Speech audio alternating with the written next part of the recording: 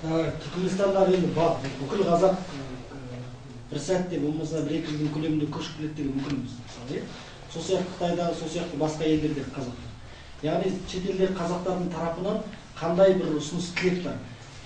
Айталық шетелдегі қазақтарды Қазақстан өзі қазақ азаматы ретінде, мысалы орысты қорғайды, еврейді қорғайды, американды қорғайды. Менің ұлтым, менде. Сонда қоғамдық ұйымдар тарапынан, болмаса мемлекеттің тарапынан шетелдегі қазақтарды қорғау үшін, яғни ұлттық азшылық ретінде, болмаса жаңағы сіздердің адами құқықтарыңыз бар, жаңағы айтып отырсыз, оқу орнындағы басқа мәселелердегі құқықтарыңыз тапталып жатады. Осыны қорғау үшін Қазақстан тарапынан қандай да бір бастама, қандай да бір кешенді бағдарлама қабылдану қажет деп ойлайсыз ба өзіңіз, мысалы? Қандай дүние жасалса деген тілегіңіз бар, мысалы? Сіздің еліңіз, жұртыңыз, Қазақстан қоғамы, мысалы, жекелеген ұйымдар, үкімет естесек жағдайын жасатуға болады. Енді жаңағыдай бағдарлама жасау дейді, бір қандай бір не шығару ол мүмкін бір күннің жұмысы емес шығар да. Көп көмек беріп жатса, олар неге көмек береді? Енді ең бірінші бір күннің ішінде шешіп болатын заты ұмытпай айтып тұру керек. Мысалы, президенттер кездеседі, министр иностранных дел, солар кездеседі.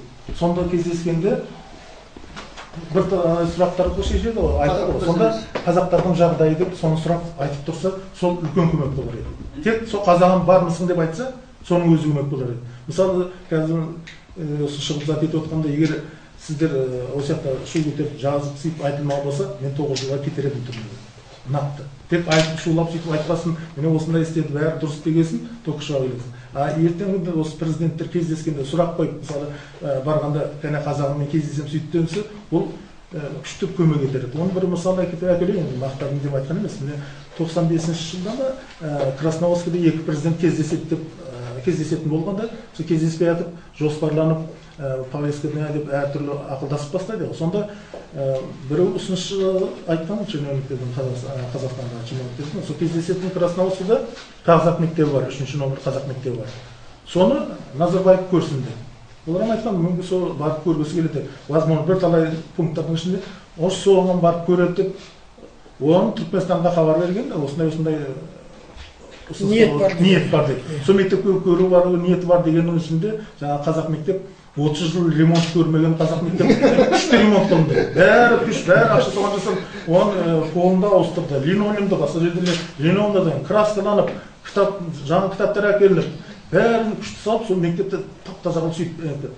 Соң ол өзгеріп Назарбаев келген жоқ. Бірақ сол Назарбаев келеді дегеннің өзінде бәрі сондай жөнделіп сөйтті да. Сол жөнделіп сөйткеннің сосын мен тағы ол біздің президент шынымен сөйлейтін болса, линолеуммен паркет салу керек еді. Сонда жеткенім енді өз отбасымнан да мысалы келейін да, мен мына оқу дедім, базарда келу визаға деп 99 жылда біз Алматы облысына, Алматы мен Ашхабад, Фабратинский зат деп Полшиев Алматыға балдарды әкелетін болып, футбольный команда дайындап сояққа жіберейік деп ұйымдастырып жүрген да. Сонда ол кезде Заманғұл Нұрқадилов қой, Алматының әкімі.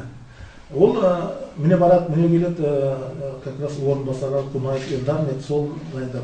Сонда бір сөйлескен сөзінде телефонда Заманбек Нұрқадилов Ахалдың Ашхабад облысы болады, Ахалда айтеміз. Соң әкіміне звондап сөйлескенде, сол келетін команданың ішінде қазақ балдар бар ма дейді, қазақ бала бар ма дейді. Оны білмей айта салған, себебі сол жерде төңіректе қазақтар бар деді. Бар деп айтқан, қазақтар бар деп. Шынында сол дайындалған командада қазақ жоқ еді. Ол Заманбекке айтады, қазақ бар деп. Сосын өзінің министрін шақырады, спорт министрін. Кәне тізімін бер, қазақ бар ма? Ішінде қазақ жоқ қарасы. Онда айтады, бұл мен қазақ бар деп айттым. Қалың қазақ дейді. Онда да любой қазақ емес, ойнап білетін. Сосын ойнап білетін қазақ деді. Ол қалың дегенсің, жаңағы ол бүтін Түркменстаннан қайда қазақтар бар, қазақ балдар бар, бәрін сұрап тексеріп, Красноярский командасында фронтар бала бар екен. Бір жерде сөйтіп, басқа командалардан 2 бала тауып, ішінде қазақ менің балам да 500-шыдан берді. Потом олимпийский резервтен де 1 бала келді. 2 бала келді. А 2 бала келгеннен басқа кіре алмаған балдар, бірақ олар да мәз болды. Красноярскінің сол саяқтан сұрап атыр, сол сұрағасын, оның балдарды әкеліп, жүгіріп келіп, жаңағы ойнатып көріп, сөйткесін. Өте алмағандар да уже сұрап жатыр екен Қазақстан керек екен деп мәз болып сөйтіп нетті да. Сондағы көп зат соның үшін көп зат керек емес. Андай айтсаңыздай бағдарламадағы бір фон зат керек емес. Қазағым бармысың деп бір сөзі керек. Сөйтіп сұрап тұрса, кездескен жиын болған еді. Гана қазақтар бармады. Мемлекетте ондай үлкен саясат болу керек.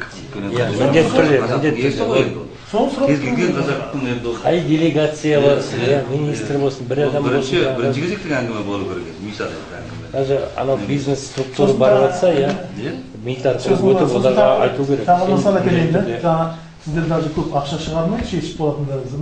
Не бізде қайтеді, бізге чәрішілерді тек мероприятие өткізіп, ай мені достық, туысқандық, зат деп жазуына жазсын. Міне Роза Рымбаеваны шақыртты. Ашхабадқа келіп концерт берді. Ой, міне қазақтармен біз доспыз, міне концерт өткізіп жатыр, мәдениетімді көтеріп жатырмыз, бүйтіп жазады. Оның Роза Рымбаеваның барғанын да қайтып бізге жаман болды. Себебі қайтеді, оның алдында кейбірсін Атанов еді, елші. Сонымен мен сөйлесіп жүрген, міне Олимпиадаға қазақ балдарын жіберейік, оның спонсорын етіп ақша іздеп жатқан бар. Соң барғанда деді, әкеші дейді, сол ақшаны Розенбай әкелуге бәрін жұмсадық дейді. Розенбайға әкелді, билет зат еді, но Розенбайға әкелгенде жарайды. Ол біздерді жақсы көреміз, пускай дискілерді жіберсін, затын жіберсін. Жаңа әкелгенде неге жаман болды дегенім, бірақ жаңа ақшаның бәрі соған кетті. Біз балдар шығара алмадық. Сосын әкеліп концерт болғанда, жаңа концерт болғанда Түркменстанда қандай болады концерттерде? Міне Розенбай концерт беремін, сол концертке мына министрліктен пәленші адам, мына министрліктен пәленші адамды бәріне бөліп береді. Жаңа дейді, гауһартастан итті жылайды, неде жылайды дегенде, ол министрлікте оқығандар ол концертке барғысы келмейтін шығар. Бірақ зорлап сіз бармал дей ме? Сөйтіп бөліп береді, солар бару керек. Енді қазақтар біздер барайын десек, олар айтады, жоқ, сіз дейді, сыртында күтіп тұрың, бір-екі адам келмесе, соның орнына кіресің дейді. Оның өзі унижение былайша айтқанда. Сөйтіп күтіп тұрасың, жаңағыдай келмей қалған бір чиновник заттардың орнына кіресің. Ол абсурд қой. Одан сөйтіп, сосын жаңағыдай ақшасы кетті. Енді соңғы неткенде тек жаман болды, басқа мысал келеді. Сосын не бар? Розенбайын келген. Сосын бізде әр бір-екі жылдан балдардың детский коллективтердің несі өтеді. Международный фестиваль дейді. Соған мынаяқтан ұрып-жұрып, неше адамдарды қаржыландырып, целый ансамбль сондайларды апарат Қазақстан. Міне Қазақстанда апарды. Олар сосын жазады, міне Қазақстанның досты, Қазақстанның балдарын етті, айтты зат етіп сөйті ма? Бірталай ақша шықты ма? Енді Германияны мысалы екен. Германияның елшілігі бар. Жаңағыдай положение келгенде көреді. Әртүрлі халықтың, әртүрлі елдің билері, таныстары, заттар болмады ма? Олар айтады, сіздер неміс өлеңдерін, неміс билерін балдардың орындан көріңіз керек бар. Міне бізде неміс диаспорасы бар. Соң балдарын алың дейді. Солардың тізімін береді. Қайдағы десің? Елшілік соңда. Германиядан әкелмейміз дейді. Міне осы жерде немістердің сол немістерді дайындау үшін қаржы жаңағыдай оқулықтарын береді, национальный киім тауып әкеліп береді Германиядан. Жергілікті немістер бар. Міне немістің өлеңі заты дейді. Уже жаңағы немістің балдарына уже жаңа керек киімдерін алып беріп, олар дайындап, уже сол жердегі немістерге көтерілуіне Германияда кім? Сол тізім бергесін, солардан тізім дейді. Егер жаңағыдай азамат көмектессе, бізде би-билейтін өлең айтатын балдар жоқ бар.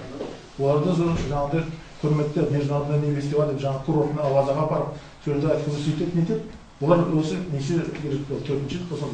Біреуіне де Германиядан әкелген жоқ. Бәріне осы немецкий диаспоран балдарын береді. Солардың дейді. Екі сұрақ бар. Жалпы ақпарат алмасу жүйесі қандай қазір? Қазақстан туралы ақпаратты қайдан алып жатсыздар? Сосын мектеп жағына жатыр дейсіз, басқа дейді, қазақ тілін оқыту. Оқулықтар барып жатыр ма, жетіп жатыр ма? Бізде кейде айтып жатады, қыры бар, еңбек етілді, осыншама кітаптар атылды, басқа деп жатыр. Осы жағдай. Енді мектептер бір таңда дегенде 2003-те, 2004-те жабылса, мектептер жабылғанға қарсы қазақтар күресті. Красноярскіде 3-ші мектептің директоры Үзімхан Баяманова деген сотқа беріп, бірінші сотта жеңіп, екінші соттан жеңіп сөйтіп жүрген ғой. Сонда сотта сөйтігенде ол қайды, қиын жағдайға түскенде біздер қай қазақ болған қиын жағдайға түскенде Қазақстан деп соған үміт етесің. Оның неге барады, елшілікке барады Қазақстанның елшілігіне. Осындай мектеп жауып жатыр, мен соттаса бұлықтағы көмек беремін. Сол кезде Амангелді Жұмабаев болған.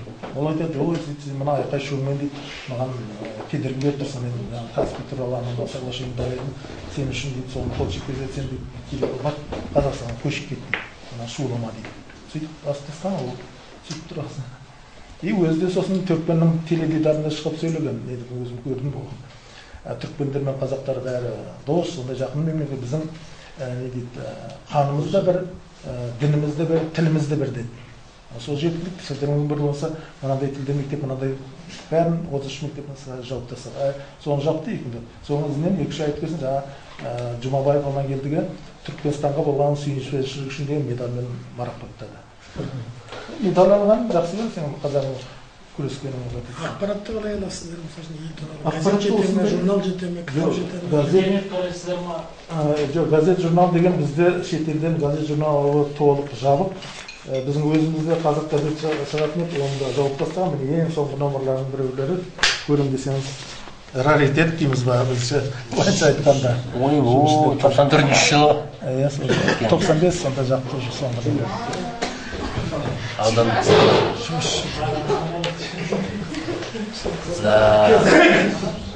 Дүниежүзілік қазақтар қауымдастығында Қазақстандағы шетелдегі қазақтармен байланыс орнататын, мәдени тарихи құндылықтарын қорғайтын, солармен араласып құрылыс жасайтын бірден бір ұйым ғой.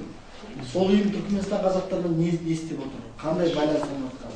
Сосын жаңағы сыртқы істер министрлігінің негізгі бағыттарының бірі етіп, шетелдегі қазақтардың құқықтық базасын жасауға болады деп ойлайсыз, ұсыныс ретінде. Бәлкім жаңағы дүниежүзілік қазақтар қауымдастығы сондай қадамға бару керек шығар. Яғни шетелдегі қазақ, жаңағы театрға кіру керек, тең құқылы болу керек, бірдей, мектепке тең құқылы болу керек. Осылайдың бар осында құқық тапталған жағдайда біз Қазақстан тарапы өзінің жаңағы әрекет етеді дегендей қылып жасауына болатын шығар деп. Қалай ойлайсыз? Жоқ, ондай қазақтар қауымдастығы не істеп жатыр? жоқ, мемлекет бірінші болу керек, оны мемлекет тарапынан мемлекет Қазақстан министрлігі жаңа сыртқы министрлігі басқа шын істейін десе, не дейді, орыстар айтады, флаг в руки дейді. Міне келісім шарттарда Қазақстанда түрікмен ұйымын ашу керек. Түркменстанда қазақ ұйымын дейді. Мына түрікмен ұйымы ашында төрде орын беріліп дегендей, тегін офис беріліп қойған, бәрі президент әкімшілігіне дейін жұмысқа да алып жатыр. Сондай встречный сұрау керек. Соны сұрайтын мына беделді азамат керек, елбасыны айту керек мұны. Қауымдастық жай сұрақ берді. Енді қауымдастық ол не ғой? Жоқ, общественная организация. Олардың қоғамдық ұйым, оның көп күші жоқ, бірақ ол бар несінде толық пайдаланбайды. Мен несін көріп отырмын, сайтта да бәр жерде Мамашевты сынға алатын, Мамашевты ақпаратта көріп отырғансыз, ол мына бай Еуропаға әр жылы барып келіп, сол жаққа барған жақсы көріп. Ол бір өз емес, қасында бір талай ансамбль нелерді алады, әр жыл барады. Сосын бұлайынша жақсы тұрмыс тапқан Ресейге барады. Басқа проблемалы жұрттарға бармайды. Ол тек бір кезде Түркменстанға барған, онда да жаңа қазақтың көп шоғырланып отырған Ташауызына проблема қиыншылық бар жерге бармайды. Курортқа барған, курорт бар, Авазаға барған, Красноярскқа барған. Бұл жерде нелер бар, жиып, билет, сөйлестім дейді, сосын мұнда келіп, әңгімелестім, хабарын бердім, болған. Бір рет барған, онда да сол Красноярскқа барған. Енді ол жақтағы қазақтардың ұлт ретінде жағдайына кішкене қанық қалдық. Әлеуметтік жағдайы қандай жұмыстар істейді деген қазір? Әлеуметтік жағдайы жаңа менде көргізген ең білімді мамандығы бар, өзіне сөзден күшті сондай бәрі көшеді. Салшық көргенде осы жаққа келгенде ол оның жақсы жұмысқа да орналасады. Сонда қазір жағдайы нашарлар сол жақта қалып кетіп отыр? Жағдайы нашар дейміз да, әркім әртүрлі. Кім денсаулығы бойынша көше алмайды, ана проблема. Кім балдары жас, солар өссін дейді, әртүрлі. Кім жағдай материалдық жағдайы жоқ, әртүрлі себептерді беру дегендей. Ал мына біздің Қазақстанның интернетін басқасын қарап отыру мүмкіндігі бар ма? Интернет. Бізде қазақтар туралы шығып отырсың. Иә, қазақтар бұлайынша несін сол, даже 95 жылдың санағына қарағанда интернет мен дұрыс істейтін Астанада, Ашхабадта ғой, Ашхабадта 800-ге жақын қазақ тұрады. Қалған бәрі шалғай жерлерде, кішкентай қалаларда ол жерде интернет сапасы төмен, әрі бізде интернет северокорейский вариант. Бәрі сайттар ашылмайды. Сонда Қазақстан туралы ақпаратты қайдан аласыздар дегенім ғой? Осындай мен сияқты келіп кетіп жүргендер ұзын құлақ деймін, қалай әңгімелеп береді. Копилот сосын. Бір сұрақ бар. Мысалы, кейбір шетелдерде парламент депутаты, министрлер шығып жатыр шетелдегі қазақтардың ішіне. Түркменстанда сондай биік деңгейге жеткен қазақ бар ма? Жоқ. Қандай ең биік деңгей қай салада? Қандай басшы болды? Еңбек тағдырма? Иә, осы күнге дейін. Аудан әкімі деген сияқты. Ауданда әкімі жоқ та? Облыстың орынбасары деген сияқты. Жоқ, бұл лауазымда. Кеңшіліктің аудандық неме кеңестің депутаты. Жалпы мына сырттағы диаспораларға қамқорлық жасауда мемлекет бірінші жетекшісінде ниетті болу керек қой. Мемлекет үлкен стратегиялық саясаттың бір құрамына кіру керек бұл бір. Екінші, мемлекет соған ықпал ететіндей қолда тетіктері болу керек. Оны жақсы пайдалану керек. Иә, мысалы қарапайым Қытай дейікші. Қытайдың енді жалпы 8 үлкен атом электростанциясы жұмыс істейміз, соның 40% отыны бізден барады. Ядролық отындар, мысалы. Ал енді қаншама газ, қаншама мұнай, қаншама чеки материалдар. Мәселен, біз енді өтетін түркменнің газын бір айға жауып қоюға болады, мысалы, ремонт деп, қауіп жерсігіну мүмкін жақында біз ақпарат сондай түсті. Соған байланысты өте үлкен қауіпті жағдай болуы мүмкін. 2 айға 3 айға жауып қойсын, сығындатып қазып қанша қазаққа. Виза бергенге алдыға құралдың өзі жүгіріп келетін мысалы. Қытай көтермесең, жайғындай нәрселерді. Ол оңай зат емес, өйтіп жасауға болмайды. Оның шартта оның барлығы қаралған. Ол мемлекеттің өзінің саясаты болу керек, иә. Мемлекетте жасайтын жаңағы жоғары орында жасайтындар министрлерден бастап президент бола ма, үкімет басшылары болар ма, министрлер бола ма, енді ел басшыны былай қояйық, басқалары тоян жүрек болмау керек, иә. Ол ұлт мүддесін ойлап, осы мемлекет үшін, осы мемлекетті құрып өткен күн қазақта қалай болғанда. Ол ішкі істерге араласып керек емес, бірақ жолы көп. Өз қандастарыңа бар, ол қамқор болу үшін дейтін, ол жалғыз біздер емес қой. Талай бірнеше мемлекеттер бар, мысалы Германия болсын, жаңағы ақш болсын. Анау ақштың 6 азаматы осыдан 25 жыл ма Гренада дейтін кішкентай елде соларға зәбір жасады деп, бір марксистерді шұр жіберді ғой 3 күннің ішінде. Мемлекет басынан. И талай-талай тиіп қара, от міне, бір азамат үшін бір ғой, ақштың жолуға айқай-шу шығарып, самолет жібереді, авианос жібереді, ондай бізде мүмкіншілік жоқ. Бірақ күн сайын ойлап отырып, ол жұмысты істеп, қазақпенен санасатын, қазақ мемлекетіменен, қазақ үкіметіменен, басшылармен санасатын жағдай өздерімізде. Оны мәселе қылып, айтып, келісімдерге, шарттарға кіргізіп, жүрген жаңағы переговорда басқа да мәселе қойып отырса, ол басқа ел, міндетті түрде санасып отырады. А қазір жаңағы ешкімнің жаны ашымайды, жаңа айтып отырғаны, елшілердің жасап отырғаны, басқалар шенеуніктердің жасап отырғаны болғаннан кейін, қазақ жаны ашымаса біздің елденіміз бар деп отырған. Мәселе сонда, сол себептен жаңағы ол трубопроводты да жаңағы газнететін ондай жасап керек емес, ол жаңағы... Жоқ, енді... Сен былай айтып отырғаның ғой, жоқ. Кеттік қой енді. Жоқ. Айлалары бармай, айлалары өзіңмен өзіңді санастыруға жетеді. Ол ақылмен жасасаң бар ғой, ол даже халықаралық заңдарда да бар, барлық жағдай бар. Ол үшін тек жаңағы... Бір ізділік керек бар. Мемлекет басшыларының үлкен шенеуніктердің Қытайда рел ғой, мысалы. Баяғыда мен мына дүниежүзілік сауда ұйымына кіретін кезде соның протоколдарын көп таныстым. Сонда қызық, аналар енді экономикалық мәселе қойсын, қойып отырғандар, екі жақ келіссіз. Содан кейін аяқ астынан бір сын өтеді. Ана сіздерді Рабиам Қадыр деген ұйғыр әйел түрмеде жатыр екен дейді. Аналар күйіп кетеді, бұл деген біз экономикалық мәселені таптап жатырмыз дейді. Біз бұл жерде жоқ дейді, адам құқығы да бар бұның жерде. Содан кейін ана көзден тұрып кетеді. Оны қайтадан жинау үшін біраз уақыт керек. Соған Қытай қыруар дипломатиялық жолда айланып жүріп, сонда Рабиам Қадыр шығарып берді. Болды мен. Бітірейші мәселе. Түрмеде демін. Кетікті айтайын дегенім да, қолда тұрып. Өз елімізде адам құқығын қорғамағаннан кейін, біз одан кейін жұртқа басқа елге қою дейтін аузын аша алмайды. Сол себептен ғой, ол өзімізде келісіп жатыр, адам батасымен, адам өміріменен, адам құқығыменен санасса, ол басқа елге де қоясың ғой, ол мәселе. Рабия Қадырдан шығады. Жыламегір болған Түркияға жүгірді ғой енді. Қытайға бізді кішкене құтқара намын деп. Ол виза берді Түркия. Сосын осы жақында былтырма ертіған Қытайға сапарында. Бірінші сапар Шинжаңнан бастады. Сонда барып түсіп, кеш жақын ұшып кетті. Ештеңе айтқан жоқ. Бүкіл базардың бәрін аралап, ұйғырдың балаларын көтеріп, бетіне сүйіп, атын кім деп, жемістерін алып жүріп, Ердоған кәдімгі Түркияға. Ердоған. Арғай өтіп кетті. Енді бір айдан кейін Қытай Түркияға апарып көрме ашады. Құран, кәдімгі осы діни заттар, киімдер апарып, міне деген осылай керемет, міне мына бетіне шыққан Құран кәрім, мына ұйғыршасы, ашып салады. Мен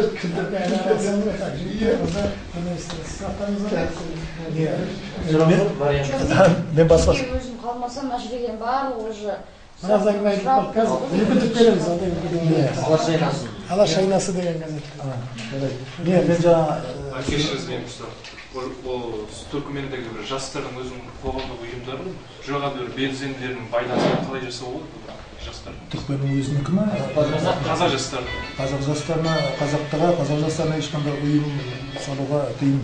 Үлкендеріне рұқсат бермей жастарына. Көзге көрінген жастар бар ма? Жастар көзге көрінетіндері бәрі Қазақстанда. Оқуға кетіп, оқып сөйтіп жүр. Өзімізде оқитындай мүмкіншілік жоқ. Түркия паспорты.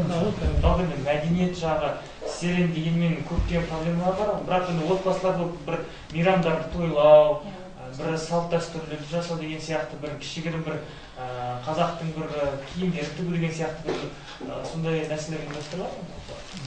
Жоқ, ол жағынан көп айтады, сіздер Қазақстаннан да алып тасың ба сіздер өз ұлтының киімін, дәстүрін сақтау ол жағынан өте мықты бәрін сақтап отырмыз.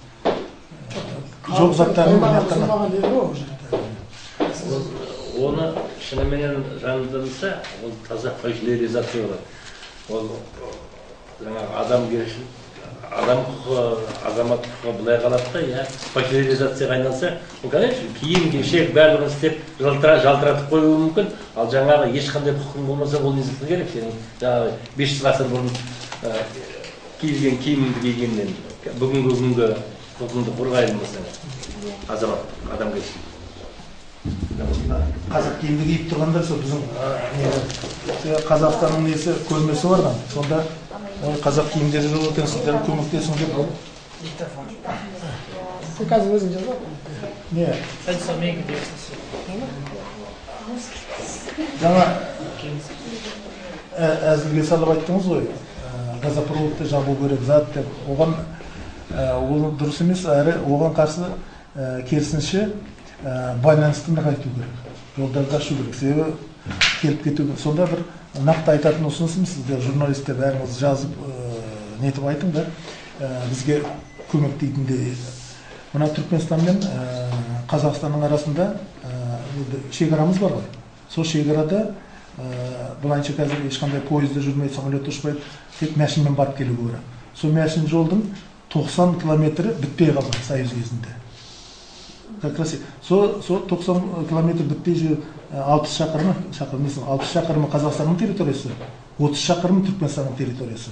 Сол жол тек тас төселген, асфальт істелмеген, сондай жаман жол болған үшін бізден мына ең бірінші пункт Жаңаөзен ғой баратын болсам, сол 500 километр жолды 12-13 сағаттап жүресің.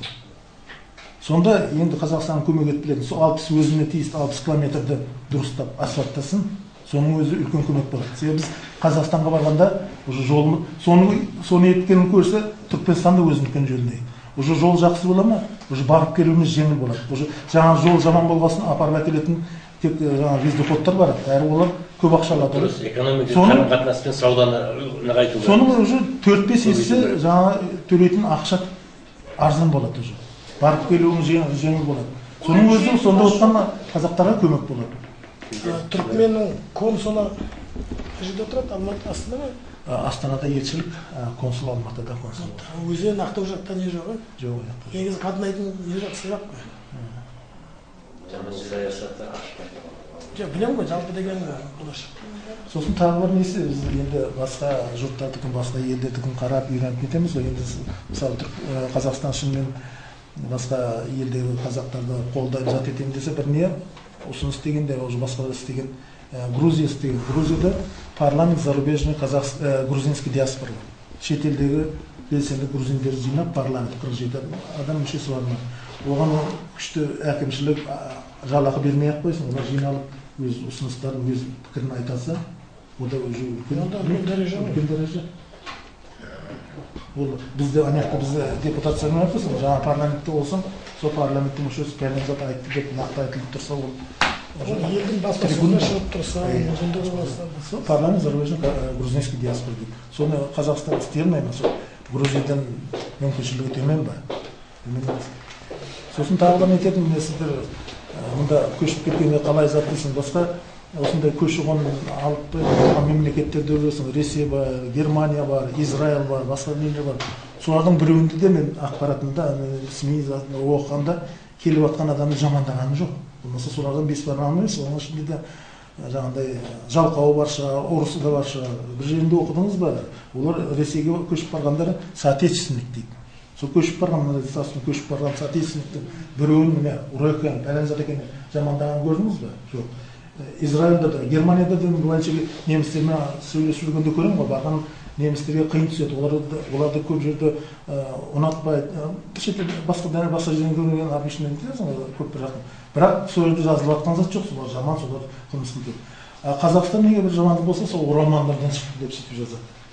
Бұл оралман болған үшін Жаңаөзеннің шартында басқа біреуді әкеліп қойды. Ондай маңғыттар жағымпаздан сөйлейтіндер бар ғой ма? Жоқ, жоғары деңгейден келіп тұр. Жоғарыда да бар ондай. Ол жоғарыдан келіп тұр ғой. Төбеден шықпайды. Ол базарда тұрған бір ақылсыз кемпір я бір ішіп жүрген бір көшеде жүрген бір айтты демеймін. Жоғары деңгейлерде айтты.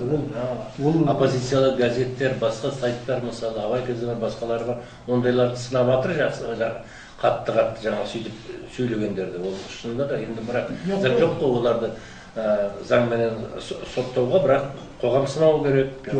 Басқа мемлекеттерде сондай жоқ. Неге солай? Оларда да барып жатқан адам бәрі періште емес. Басты идеология. Олай керек қой. Жаман болса да мен досым ғой деген сезім ана жақтан болмай тұр ғой. Жоқ, сондайда бастап болмай тұр да, мысалы. Жоқ, сонда мен мысалы жаңағы басқа жерде қоюыңыз дұрыс мәселені, ондайға жол бермеуіміз керек. Ондайдың аузын тездетіп жаптыруымыз керек те, сынауымыз керек, астракизм жасау керек оларға. Жаңаөзенде 90% өзде оралман дегенде, оралман ресми айтқанда жаңа көшіп келген әлі Қазақстан азаматтарын алмаған адам оралман. Олар оралман деп 30 жыл, 40 жыл бұрын көшіп келгенде туылған жері Түркменстан оралман деп айтады. Олар Қазақстан азаматы. Егер өйтіп айтатын болсаң 30 жыл, 40 жыл көшіп келген. Басқа сөз табу керек, осы сөзді қою керек. Шынымен бір тіпті нарицательный болып кетті. Оралман деген, қандастар да керек, бауырлар да керек. Оралман деген бір кішкене кекетіп мұқатып айтқан сөз сияқты. Орыстар соотечественник дейді. Иә.